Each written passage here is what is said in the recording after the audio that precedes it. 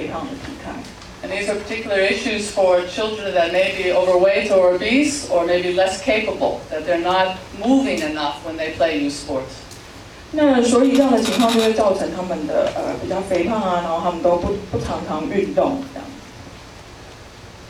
And then if you look at how young people experience youth sport, you have all the possible positive ways to engage, where young people keep their confidence, they work hard, they recover from mistakes, they enjoy the challenge. 那我们现在就要来看看呢，我们怎么样呢可以帮助年轻运动员的发展，让他们能够更投入啊，然后更愿意来参与运动。Or you have negative experiences, high levels of anxiety, concentration problems, fear of failure, etc. 但是呢，我们当然也要很注意，就是说有些青少年的运动员呢，他对于运动参与这件事，他持有的态度会不是很正向，然后就会产生一些比较不好的效果，他可能就会不愿意去面对，不愿意去努力，不愿意去参与。So what makes the difference? What are important determinants of whether we see a positive, healthy youth sports experience or we see the negative outcomes? 那前面呢，我们就有提到了正向跟负向的这样子的运动参与，所以呢，我们就会发现，那这中间的差异到底在哪里？为什么有的人呢，他会很愿意去参与运动，很投入，但有的人呢，他是很排斥，甚至就是不愿意去碰触的呢？ Well, there's no question that an important determinant of what type of outcomes we see, positive or negative, are motivational differences in the athletes. 那么其实很明显的呢，我们大家应该都可以猜想到了，就是动机这样子一个非常重要的决定因素，来区别出了这样子两个正向两极的效果。And then what influences the young athlete's motivation? Once again, research and theory is very clear on this. There's no question.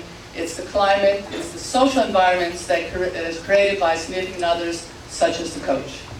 那么呢，我们其实根据很多理论以及实证上面的研究呢，我们都会发现，我们青少年运动员参与他的社会上的环境，以及就是他参与的这个气候，是由重要他人所塑造出来的。那这个气候跟环境都会非常的重要，去影响到他们的运动参与的这样子的一个动机，特别是教练。Okay, so today we're going to talk a little bit more about this concept of motivation. Some of the misunderstandings of moving from a quantity notion of motivation to a quality conception of motivation. 那我们现在呢，在接下来我们就要更深入的来探讨动机这个东西，但是我们应该要在意的不是只有动机高或低，而是它的品质。And the scientific evidence that exists in sports psychology and educational psychology gives us great insight into how we can promote quality motivation in young people. 那我们无论其实在很多的实证研究上面，不论是运动心理学，甚至是教育心理学当中呢，都不断的去提到我们要如何能够促进让这个动机的品质会更好。So with that in mind, we'll talk about the Empowering Coaching Program as an intervention that can affect quality motivation, and the PAPA project, which tested the Empowering Coaching Program systematically in a multi-method way in 5 different countries.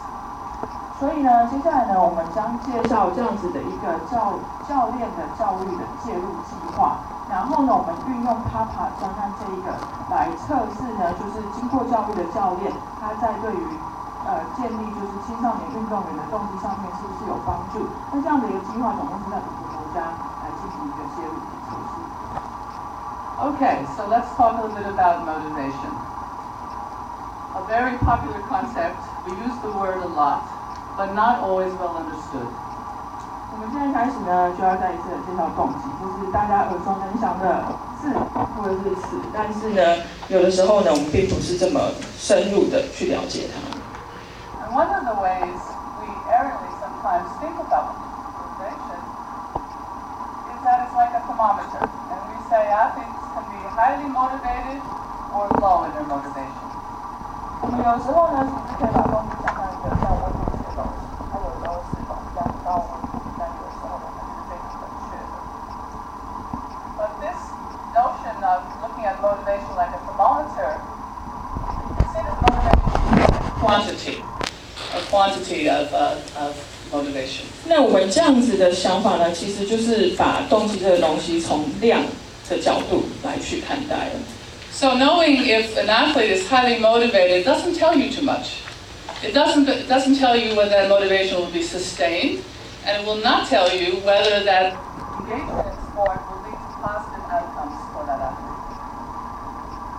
但是呢，如果我们只关注它的量，就是它是高还是低呢？其实它能够告诉我们讯息并不多。它也不能够告诉你说为什么这个能够这样高，也不能够告诉你说它的动机在这么高的这个情况下，它能不能够长期的去维持。And that is when you just look at motivation as a quantity, high or low, you don't know why the athlete is motivated. 同时呢，这样子的看法我们会不知道原因，到底为什么高，为什么会低。So it's best to think that there's more than one thermometer. There's many different ways that individuals can be motivated. 所以呢，其实我们这样的看法其实是不够客观的，因为我们没有办法确切的了解很多它背后的常识。And those thermometers are not all created equal. There are some ways to be motivated that will give us high quality motivation, and there's other ways to be motivated that will give us low quality motivation.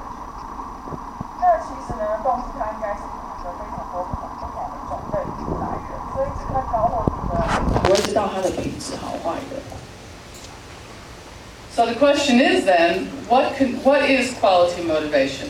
What is quality motivation? It's more than just looking at the athlete right now and he or she is into it and seems to be engaged. Quality motivation is much deeper than that.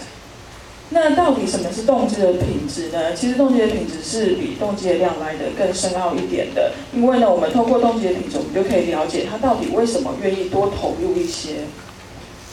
Athletes, indeed anyone, has quality motivation when they really feel well about their investment. It brings out the best in them.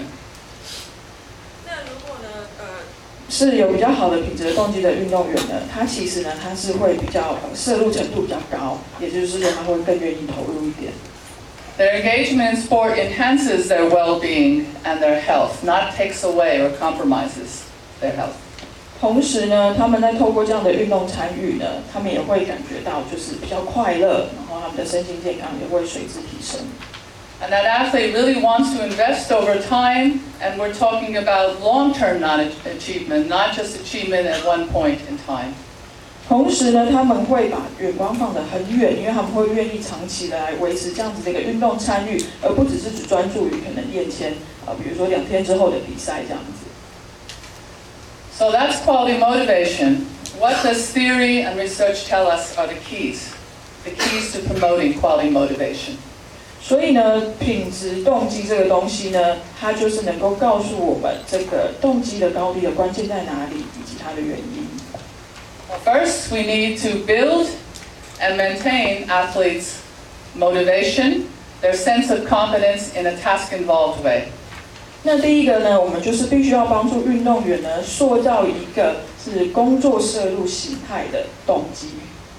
We need to promote their feelings of autonomy, that they have a sense of voice, a sense of choice, input into their sport engagement. 那这样子的步骤之下呢，我们同时第一个，我们必须要能够帮助他建立他的身份感，然后呢，必须让他感觉到他有相当程度的自主性，可以去控制以及决定一些东西。